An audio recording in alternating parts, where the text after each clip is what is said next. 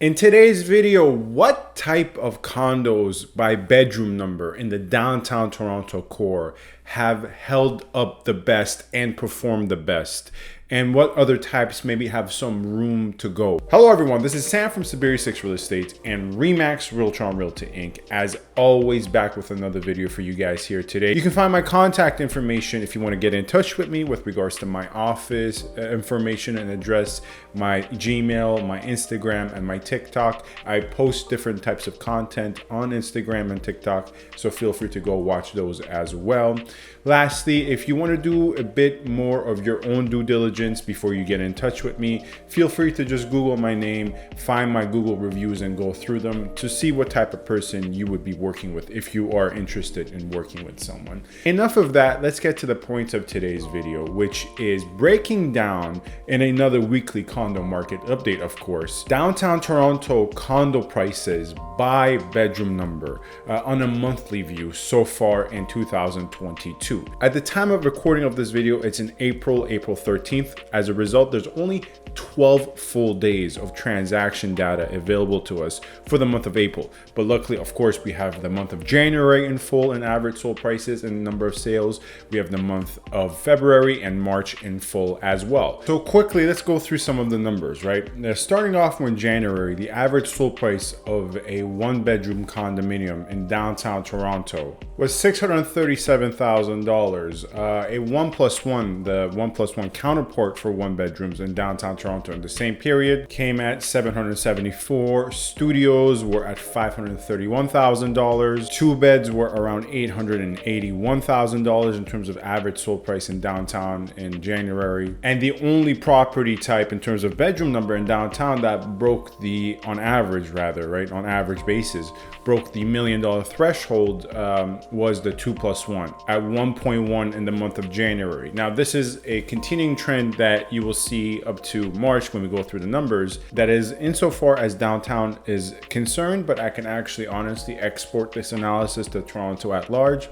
The condos that have performed the best so far in 2022 have been larger condos. Larger typically equate to 2+1s and 2s. Now, do you have your condo that's a 1 or 1+1 that is 1,000 square foot? Of course, in older buildings you have a lot of those, but for the most part it's fair to equate larger condominiums with the 2 and 2+1s. And into the month of February, this is exactly what we see.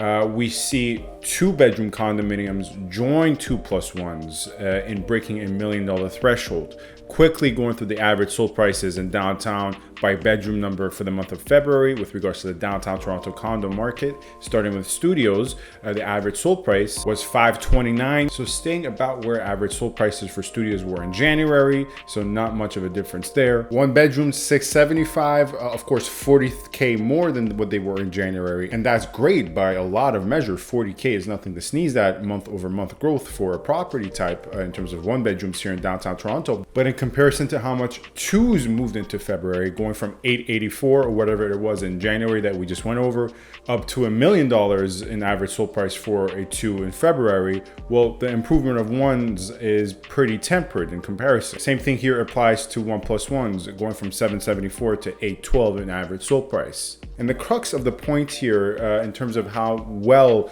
larger condominiums have performed so far in 2022 in downtown Toronto is with regards to what happened in sold prices in March, which is 2+1s went all the way from 1.2 where they stood in February to 1.4. Yes, that is right. The average sold price in March of 2022 for a 2+1 in downtown Toronto was at 1.4 million. But if you are familiar with my videos and how I break down the market, I don't just go based on the average prices because I look through every single transaction, right?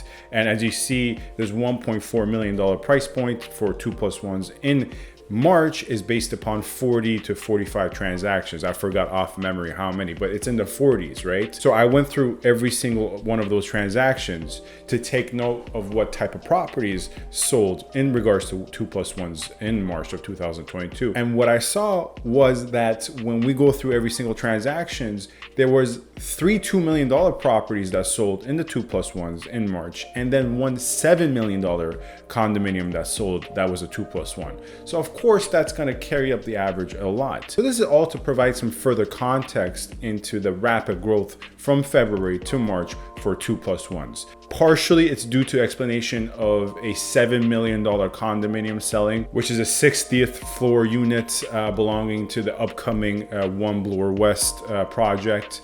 And is going to have an impact on averages. So that's in part why the prices increased so much for 2+1s, but also as well, demand did grow for 2+1s, larger condos once again in downtown Toronto and Toronto overall. So it's not as if there was no appreciation into March and it's all because of this $7 million property that sold. No, that's not the case. It's actually kind of a mixed bag of an explanation. But I'm pretty confident in saying that thus far in downtown Toronto, what has performed the best are larger condominiums. Now, why is that the case? Quickly before we go into what other condo types have more room to grow. Well, the reason that is the case, and if you've watched this channel in 2022 so far, you've seen me talk about this, how I think larger condos, 2 bedrooms, 2+1s are going to perform better in the short term. I was saying this in January. Not to say I'm a genius that sees everything coming. There are a lot of times where I make projections that I'm not accurate on. But in this case, I have been quite spot on, because what 2+1s and 2s, larger condominiums, function and the purpose they serve in today's market for buyers are reasonable substitutes. It served the needs of the buyer who was otherwise priced out of freehold single-family properties in the hot months of January and February, maybe due to the increase in rates, no longer priced out, but potentially a limited borrowing capacity and reduced purchasing power, and has further shifted onto larger condominiums. And that's what larger 2 bedrooms, 2+1s, not only in downtown Toronto as we're going through in this video, but more largely speaking, that's what they function as reasonable alternatives to freehold properties. Now, by no means am I saying they're perfect substitute for freehold properties, but for instance, if you're looking for a detached freehold in some parts of Etobicoke, some parts of Scarborough, some parts, you're looking at 1,200 to 1,500, 1,600 square feet for older 1.5 or 1-story properties that are ranging 1.4 to 1.7. Now imagine you're priced out of that 1,200 to 1,700 square foot, 1.5 story that's going around 1.4, 1.5. We're going to naturally think about shifting towards condominiums that are larger. Now, of course, this is all things being equal. I've worked with a lot of buyers who are looking at freeholds and condos at the same time, and as a result, the condos they're considering are larger, that could be on par in terms of size-wise with their freehold options as well. Now, on the flip side of things, insofar as downtown Toronto is concerned, the property types that have more room to go as compared to the increases and gains seen with larger condos are the smaller condos, studios and ones to be exact. Here we see, insofar as once again downtown Toronto, with regards to the downtown Toronto condo market is concerned, studios and 1 bedrooms have had a healthy increase, but nothing substantially demonstrative. And I think in the coming months, once again, in this case, insofar as downtown is concerned, because I don't feel comfortable exporting this analysis outside of downtown like I did with 2 bedrooms, ones and studios might have the highest upside in terms of how much room there is to go in terms of just sheer month-to-month price growth. And then we see so far year to date, studios have hovered around 529, 531. They went up to 551 in March.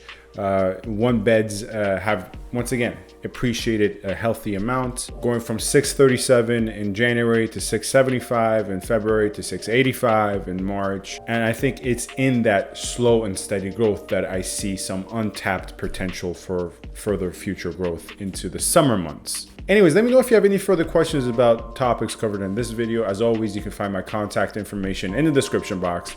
Feel free to subscribe, comment, rate, and review. Thank you very much for watching. Stay safe and stay tuned. Thank you.